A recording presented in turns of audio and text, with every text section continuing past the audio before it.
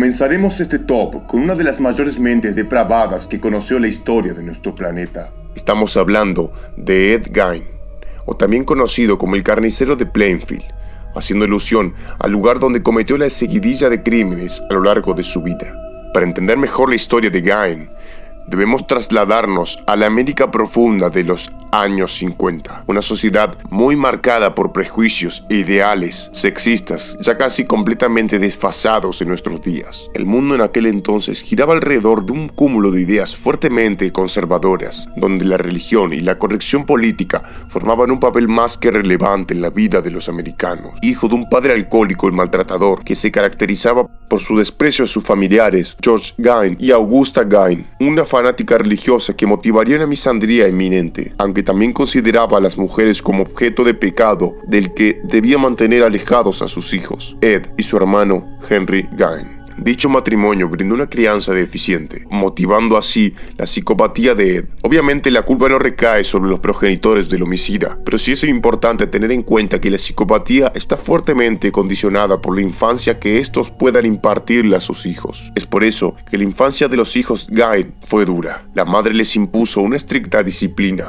y eran constantemente abusados físicamente, mientras que George, su padre, se emborrachaba todos los días en la taberna del pueblo, volviendo a su casa para descargar toda su ira sobre sus hijos o esposa. Aunque suene irónico, Ed Gein sentía una gran aversión por la sangre y los cadáveres. A pesar de esto, también es cierto que Ed se aficionó a leer cómics, revistas y libros acerca de asesinatos, muerte o violencia, Tales from the Crypt, entre otros, e incluso sobre las torturas que se llevaron a cabo en los campos de concentración nazis. Estos temas causaron una gran fascinación en él, llegándole a absorber y aislar hasta perder la noción de la realidad. Aunque asistía a la escuela, su madre le prohibió forjar ninguna amistad con sus compañeros, y mucho menos compañeras, alegando, Biblia en mano y a golpes de versículos, que estos eran pecadores y debían dejarse de ellos. Esto aumentó la tendencia al retraimiento, la marginalidad y la soledad, refugiándose en las fantasías de muerte y depravación de los cómics. Tras años de borracheras, palizas a su madre e hijos, vejaciones y constantes desprecios, George Gein murió en 1940 a los 66 años. Esto estrechó la relación entre los dos hermanos y su madre. No obstante, se volvió tensa cuando Henry observó la relación de dependencia y el evidente complejo de Edipo desarrollado por su hermano pequeño. Es decir, Ed Gein se había enamorado de su propia madre, odiando así a su ya difunto padre. Luego, su hermano murió en extrañas circunstancias en un incendio causado por unos rastrojos que él y su hermano quemaron tras el jardín de su casa. Y aunque su cadáver presentaba evidentes golpes en la cabeza realizados con un objeto contundente, en el informe de defunción se catalogó la muerte por asfixia.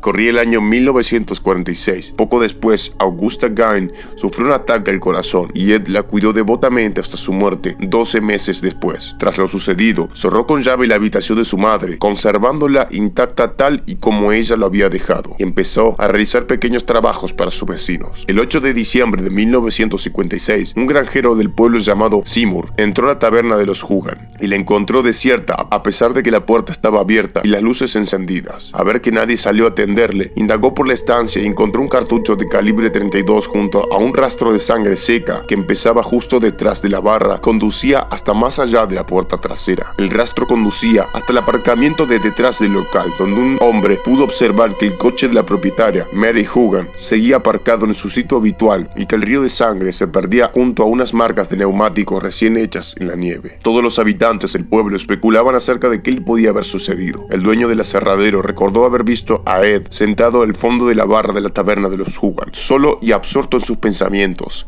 contemplando a la propietaria con ojos fríos e inexpresivos. Él y muchos otros vecinos que habían conversado con Ed recordaron cómo este bromeaba frecuentemente sobre el paradero de Mary, con frases como: no ha desaparecido, de hecho está ahora mismo en mi granja. El 16 de noviembre de 1957, cuando el caso ya empezaba a quedar en el olvido, Ed Gein asesinó a la dueña de una ferretería, Bernice Worden, disparándole un tiro en la cabeza con un rifle de caza. De la misma manera que 3 años antes, arrastró el cuerpo a la parte trasera del local, cargándolo en su furgoneta y llevándoselo de allí. Pero esta vez cometió un error. Ed había entrado con la excusa de comprar líquido anticongelante para su furgoneta, y su nombre figuraba apuntado en el libro de contabilidad de la tienda como último cliente. Mientras 2 agentes de policía arrestaron detestaban a Ed, otros dos fueron a registrar su granja, y lo que vieron entrar en el cobertizo de las herramientas les heló la sangre. El cadáver de una mujer colgaba boca abajo de unas de las poleas, decapitado y desnudo. Había sido abierto en el canal desde el pecho hasta la base del abdomen y vaciado por dentro. Las tripas estaban metidas dentro de una bolsa de esparto y en otra bolsa apareció la cabeza de Bernice Burden. Tenía unos garfios atravesados en las orejas, preparada para colgar del techo a modo de decoración. Al seguir inspeccionando la granja, además de una gran acumulación de basura y desperdicios, encontraron un espectáculo macabro, una colección de cráneos humanos, algunos enteros y otros cortados transversalmente para ser usados como cuencos, máscaras hechas con piel humana que decoraba la habitación de Ed, así como sillas y varias prendas de vestir confeccionadas de la misma manera. Había caja con huesos humanos dentro y en la cocina hallaron una olla hirviendo con el corazón de Bernice Burden en ella. También hallaron la cabeza de Mary Hugan en una de las bolsas. La única habitación de toda la casa que estaba intacta era la de su madre, que estaba sellada con tablones de madera desde que falleció. Ya en comisaría, Ed admitió que muchas veces sentía la necesidad de acudir al cementerio y exhumar los cadáveres de las mujeres muertas que le recordaban a su madre, muchas de las cuales había conocido en vida. A veces se llevaba los cuerpos enteros, mientras que otras veces simplemente aquellas partes que más le interesaban. Según dijo, nunca había mantenido sexo con los cadáveres, pues decía que olían mal. Asimismo, Ed Gein reconoció que muchas noches oía la voz de su madre antes de dormirse y que de alguna manera lo instaba a matar.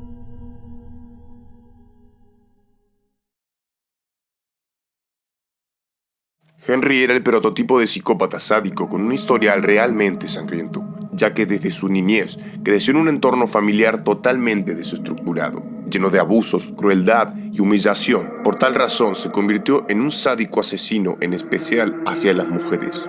Siendo un niño no deseado, era golpeado frecuentemente por su madre y sometido a maltrato psicológico. Continuamente lo vestía como una niña, forzándolo a ver cómo ejercía ella su trabajo de prostituta. La madre también golpeaba al padre, un alcohólico a quien le faltaban las piernas, utilizando así un carrito para desplazarse. Desnutrido y sin educación, Henry nunca desarrolló una habilidad que pudiera dar algún significado o valor a su vida. Sus primeras experiencias sexuales, aproximadamente a los 13 años, fueron con animales, ya que violaba ovejas y perros, y desde el primer momento relacionó el sexo con la muerte. En 1950 murió su padre en extrañas circunstancias. Tras una discusión con Viola, su madre, abandonó la casa y al día siguiente fue encontrado congelado en el bosque. Tras su muerte, Henry abandonó definitivamente su casa e inició una prolífica carrera delictiva, con pequeños robos, ingresando pronto en reformatorios y finalmente en la cárcel. Salió en libertad por poco tiempo en 1959 y volvió a su casa, donde, tras una fuerte discusión con su madre, la asesinó seccionándole el cuello con una navaja. Fue sentenciado a prisión y posteriormente a 5 años en un hospital psiquiátrico, donde fue descrito como un psicópata, suicida, sádico y con desviaciones sexuales. Sin estar rehabilitado, fue puesto en libertad en 1970 y se fue a vivir con su hermana Opal y con el marido de esta, ya que le creían rehabilitado, hasta que poco tiempo después mató a su perro a patadas. La siguiente reincorporación al mundo real fue diferente. Henry tenía ganas de formar una familia, una esposa que cuidase de él y unas preciosas hijas que le mostrasen afecto, a poder ser de la forma más explícita. Como no podía esperar a crearla y engendrar hijas, fue directamente por una familia ya formada y en 1977 se casó con la amiga de una hermana y madre de 2 hijas, Cindy de 8 años y Katy de 9. Mientras su mujer salía a trabajar, Henry se quedaba en casa todo el día abusando de las niñas. Su idea era fornicar con ellas todo el día, pero la menor tenía mal carácter y se tuvo que conformar en abusar solamente de la mayor, aunque obligaba a Cindy, la menor, a mirar cada vez que abusaba de su hermana. Aprovechó al máximo esta situación, pero acabó aburriéndose de la rutina sexual, por lo que finalmente se fue sin dar ninguna explicación. Empezó a vagar con su coche por Estados Unidos y en Miami encontró al que iba a ser su inseparable amigo y amante, Otis, quien no tenía nada de envidiar a Henry, pues era pirómano, caníbal, asesino y también ligeramente retrasado. Otis tenía un pasado bastante complejo. Comenzó vistiéndose de niña a los 7 años. A los 11, su hermana mayor abusó de él hasta que ésta ingresó en un reformatorio. Luego, mantuvo relaciones con un vecino homosexual, combinando sus aficiones sexuales con las de pirómano. Incendiaba una casa y cuando ésta ardía, Otis se masturbaba contemplando el espectáculo. A los 13 años, ofrecía felaciones a los borrachos de su barrio. Entró y salió varias veces de la cárcel por diversos motivos. A pesar de ello, Otis tenía responsabilidades. Por el día, cumplía rigurosamente con su jornada laboral, mientras que por la noche se dedicaba a sus aficiones pirómanos o a sus deseos sexuales. Henry y Otis formaron una pareja perfecta. Henry no era demasiado fuerte, pero sí inteligente, y Otis era capaz de tumbar de un puñetazo a cualquiera, y al no ser demasiado inteligente, vio en Henry a una especie de iluminado. Nunca mataban a dos personas en el mismo sitio. Después de sus matanzas, solían descuartizar a los cadáveres y repartir los miembros por todo el país, cosa que hizo muy difícil a la policía la reconstrucción de los casos. La especial habilidad de Henry para matar y no ser descubierto le permitió cometer sus atrocidades en casi todos los estados durante varios años.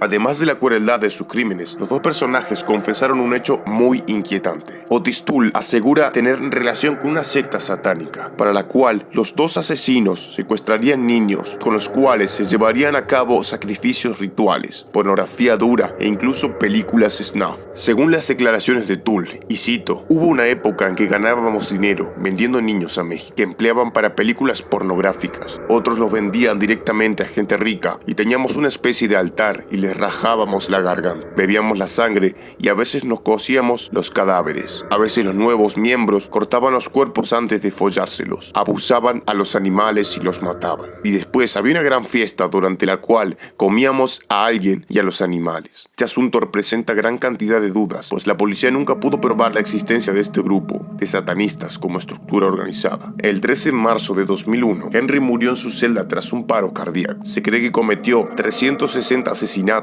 aunque en algunos interrogatorios confesó haber matado a más de 902 personas. Toole, su compañero y amante, murió en septiembre de 1996 en la prisión de cirrosis hepática. En el momento de su muerte, estaba escribiendo un libreto para la televisión sobre un especial para niños. Se titulaba Navidad con Otis Toole. Henry era el prototipo de psicópata sádico con una historia. Ahora es el turno del vampiro de Sacramento. Se llamó la prensa a Richard Chase en 1978, pero la historia comienza mucho tiempo antes. Chase manifiesta desde muy joven los signos de una conducta psicótica peligrosa. Le fascina el fuego, se muestra cruel con los animales y muchas cosas más. Nace en 1950 en una familia acomodada, pero con el padre alcohólico que se pelea constantemente con su madre. Esta imagina que su marido intenta envenenarla. A los 21 años, Chase se va de su casa y comparte piso con compañeros de estudios. Constantemente drogado, no se lava nunca y se cree víctima de un complot, hasta el punto de que clava con tablas la puerta de su habitación. Para entrar y salir de ella, pasa por un agujero que ha abierto en el fondo de su armario. Pronto regresa a casa de su padre o a la de su madre, pues se han divorciado. Durante este periodo, internan brevemente a Chase en un hospital psiquiátrico y enseguida es confiado a la tutela de sus padres, pese a la opinión de los médicos, que lo consideran sumamente peligroso.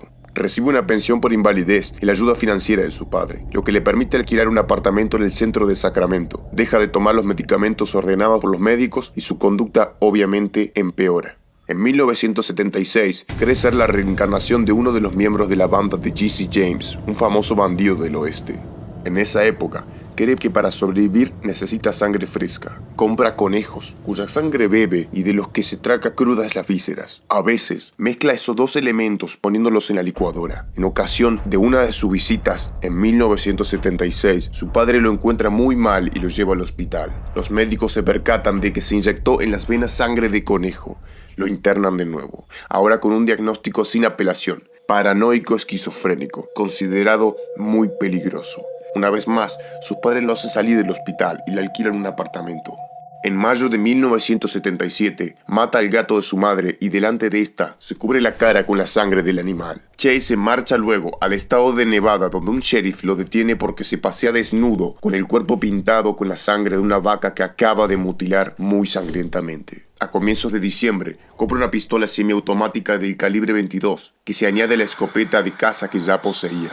Su apartamento es una sociedad repugnante y decide que solo saldrá de noche. Durante los últimos días del mes de diciembre, se entrena con la pistola y compra numerosas cajas de municiones. El 29 de diciembre, al caer la noche, sube a su coche y dispara 2 veces contra un desconocido, que muere a consecuencia de ello. Pues solo 4 días transcurren antes de que penetre en el domicilio de Evelyn Meadows.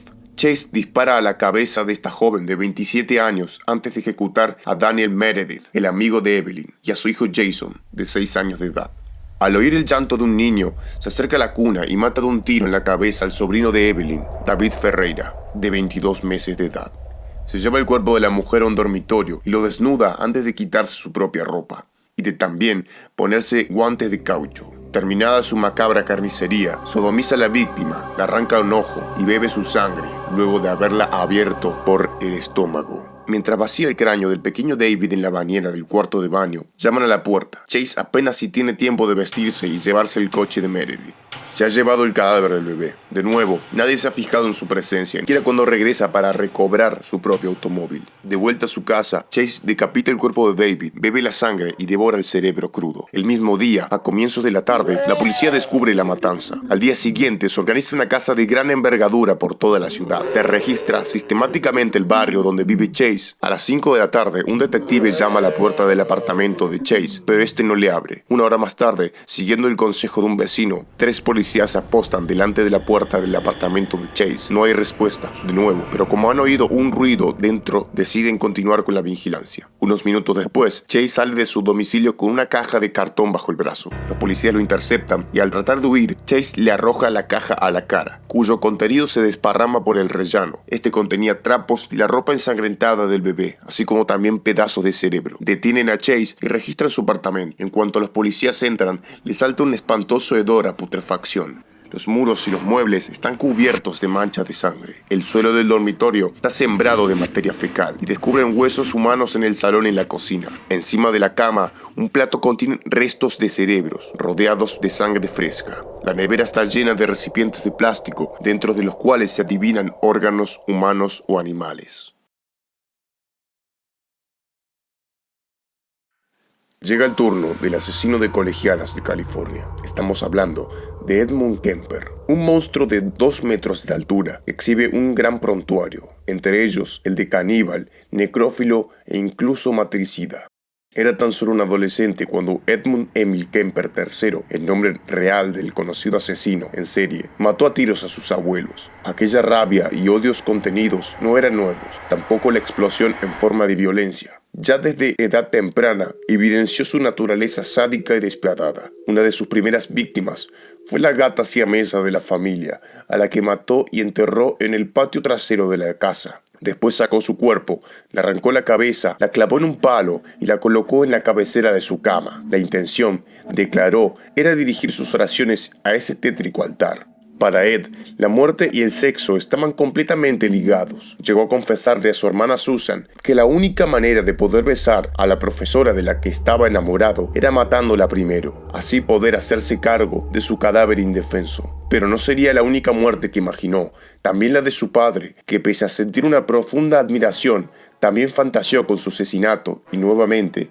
con tener relaciones carnales con su difunto cuerpo. Aquel comportamiento anómalo tenía un origen que él mismo reveló ya de adulto. Los continuos desprecios y abusos tanto psicológicos como sexuales a los que fue sometido por parte de su madre, Clarnell, dieron el puntapié para crear semejante monstruo. Su padre intentó defenderle, pero ya era tarde. Ed sufrió la estricta educación materna donde el sexo era visto como el peor de los pecados. El insufrible bullying durante su época escolar no se hizo esperar. Su inmensa altura fue uno de los factores por los cuales sufría acoso en el colegio. Tanto dolor y sufrimiento almacenado dentro le pasaba una severa factura, formando así su personalidad sociópata. Razón por la cual el padre, enajenado, decidió mandarlo a la granja de sus abuelos, donde ellos se harían cargo de su crianza y manutención. Pero esto solo sería esconder el problema bajo la alfombra. Resulta que su abuela era un calco de su madre, manipuladora y abusiva. De ahí surgieron los asesinatos de los 2 ancianos. El 22 de agosto de 1964, a los 15 años, Edmund tiroteó a su abuela. Pero la cosa no acabó ahí, puesto que cuando llegó su abuelo, lo esperó sentado en el living del hogar y acto seguido le acertó 3 disparos, 2 en el pecho y 1 en la cabeza. Cuando el sheriff, consternado por la situación, le preguntó a Ed por qué había cometido los homicidios. Cabizbajo y mostrando una antipatía horrorosa por lo que acababa de cometer, le respondió: solo quería saber qué se sentía matar a mi abuela. Tras la exploración psicológica del menor, los expertos le diagnosticaron que padecía una esquizofrenia paranoide, así que fue recluido en el Hospital del Estado en la ciudad de Atascadero, un recinto especializado en agresores sexuales y en criminales con problemas psicológicos, del que salió con 21 años. Era 1969, cuando aquel gigante de 2 metros, 130 kilos de peso y un coeficiente intelectual de 145, es decir, el de un genio, volvía a casa, a la de Clarnell. Había logrado ocultarse bajo la apariencia de un paciente modelo que, mientras ayudaba como secretario del personal psiquiátrico, alimentaba un odio visceral hacia su madre. Su tercer crimen llegó el 7 de mayo de 1972. Después de una monumental bronca con su progenitora, cogió el coche y condujo en busca de una nueva víctima. Eran las 4 de la tarde cuando 2 estudiantes del Fresno College State, Mary Ann y Anita Luchesa, se subían al vehículo del que sería su verdugo. La idea era llevarlas a la Universidad de Stanford, pero tomó una carretera secundaria y terminó por llevarlas a un lugar solitario, donde las apuñaló de forma increíblemente sádica y violenta. Ellas estaban muertas y yo vivo. En mi caso, era una victoria. Esto fue lo que dijo Ed Kemper luego de asesinar a las 2 jovencitas.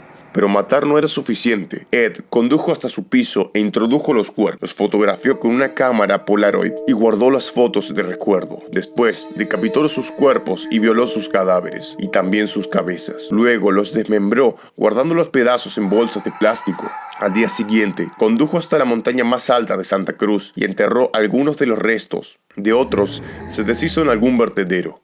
Pero no solamente enterró sus cadáveres, sino que también visitó el lugar y la tumba en varias ocasiones. Él aseguraba que amaba y necesitaba a Mary Ann. Hacer autostop se iba haciendo de moda y Kemper tenía la necesidad de recoger mujeres en su coche.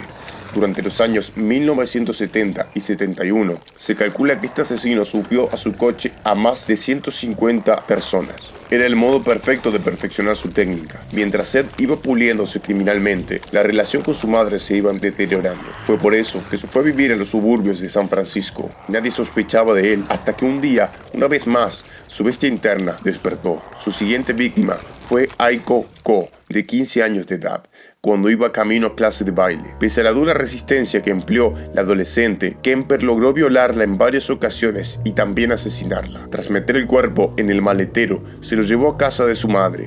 Durante estos días, visitó a su madre con frecuencia para comprobar si se le reflejaba en la cara ser un asesino. La madre no percibió absolutamente nada. Ed había perfeccionado el modo de llevar aquella doble vida. Para comprender mejor a este individuo, cabe recalcar que el asesinato lo perpetró mientras acudía al psiquiatra. Ed acudió como de costumbre ante los peritos y fingió tal lucidez que los propios profesionales acordaron que el joven ya no representaba una amenaza para sí mismo ni para los demás. Sus progresos, según ellos, eran evidentes y recomendaban eliminar de su historial los antecedentes juveniles. El engaño fue absoluto, porque aquel día Ed Kemper llevaba en el maletero de su coche la cabeza decapitada de una de sus víctimas. Cada crimen normalmente coincidía con una fuerte discusión con su madre. Tras marcharse de un portazo, la bestia iniciaba el rastreo de su próxima presa. Pero faltaba aún su última obra maestra: matar a su madre. Así fue el tormentoso día de aquel 1973, 21 de abril, en la casa de Clarnell. Ed llegó y, como de costumbre, discutieron fuertemente. Le corté la garganta con un cuchillo y después la decapité. Acto seguido, violé su cabeza cortada. Cuando terminé, puse la cabeza en un estante y le grité durante 1 hora. También le lanzaba dardos, la utilizaba de diana. Esa misma tarde, decidió invitar a una de las amigas de la madre para cenar con ellos. La mujer acudió al hogar de Kemper por la noche, mientras Ed había preparado una abrumadora cantidad de trampas por toda la casa, escondido armas, cuchillos y hasta esposas en su bolsillo. Fue esa noche cuando Kemper golpeó violentamente a la mujer, amiga de su madre, que se hallaba desprevenida, y la levantó del cuello con tan fuerza que le desquebrajó la tráquea. En los días posteriores, Kemper comió parte de los órganos de su madre y durmió 4 noches con el cuerpo decapitado en en estado de putrefacción. Violó el cadáver de su progenitora en repetidas ocasiones. Luego de esto, cogió el coche, condujo por una de las carreteras principales y se declaró ante la policía. «Soy yo, Ed Kemper, el asesino de colegialas», exclamó. Pero la policía lo tomó como una broma. No fue hasta el tercer intento que la policía comenzó a moverse, para por fin darle caza al monstruo de California. Luego de su detención, Kemper colaboró con la búsqueda de cadáveres. En un juicio oral, donde se negó a tener abogados, confesó todos sus crímenes de manera tranquila y, ayudado de su memoria increíble, dio hasta el último detalle de su modus operandi, de sus fetiches y cómo se sentía matar. Afirmó que matar a su madre fue el final de su bestia interna. Muerta ella, ya no había razón para seguir asesinando. Si te ha gustado el video, suscríbete para ver los siguientes que estaremos subiendo en estos días. Que pases una linda noche y vigila lo que se puede esconder en tu armario.